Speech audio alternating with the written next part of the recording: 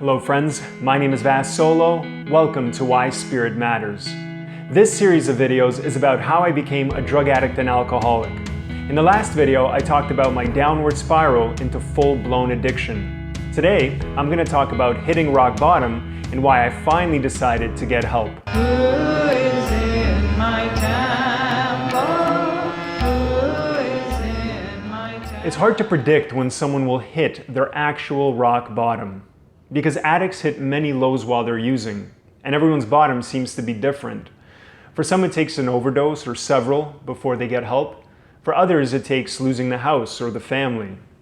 I think it's less about what's happening in the addict's life and more about how they're feeling inside. Me, I just reached a point where I felt completely broken, physically, mentally, and emotionally. I remember this one morning in the fall of 2016. I hadn't slept because I'd been up all night using meth, and I was all out of drugs. I felt horrible, and I had to take my weekly testosterone shot because I was still using steroids at the time.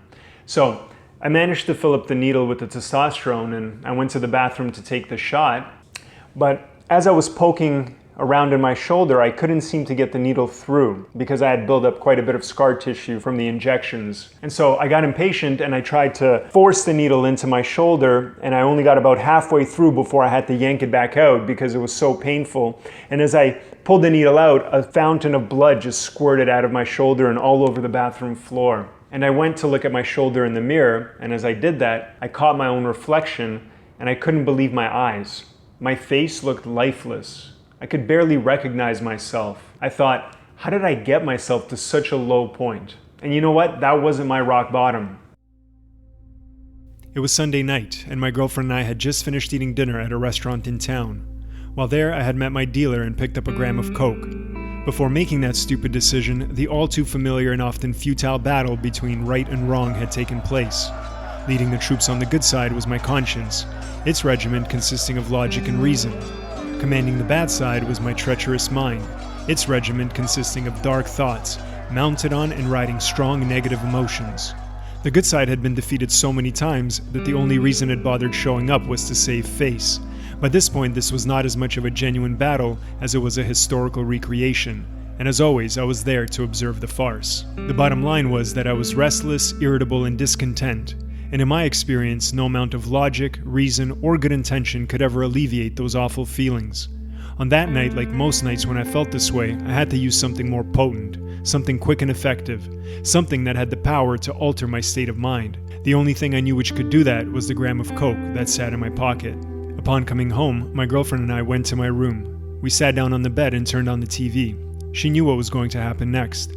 She also knew there was no use in trying to stop me. Part excited and part anxious, I rolled up a bill and stuck it in the bag. Placing the other end of the bill in my nostril, I inhaled. Just like that, half of the coke was gone. I sat back and waited for the high to hit. Usually it took no more than 30 seconds, but a whole minute passed and I felt nothing. Frustrated and confused, I stuck the bill in the bag again and finished the rest of the coke.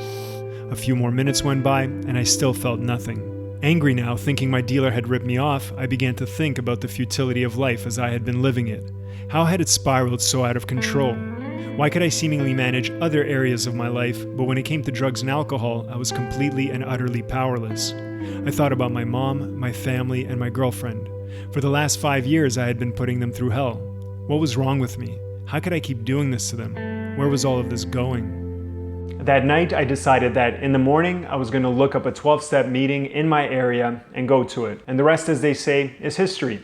That was the last time that I used drugs. That was my rock bottom. I didn't OD, I didn't get arrested.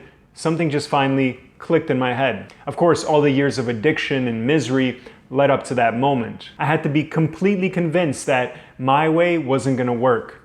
In that regard, the suffering that I went through was a blessing in disguise because it's what brought me to the spiritual path. And that's the end of that chapter of my story. I hope that these videos will be helpful to those of you who are going through something similar. If you haven't seen my other videos about how I became an addict, you can find them under the Addiction Recovery playlist. The link is in the description. The next video in this series will be about how I recovered. If you'd like to see that, make sure to subscribe to the channel and hit the notification bell.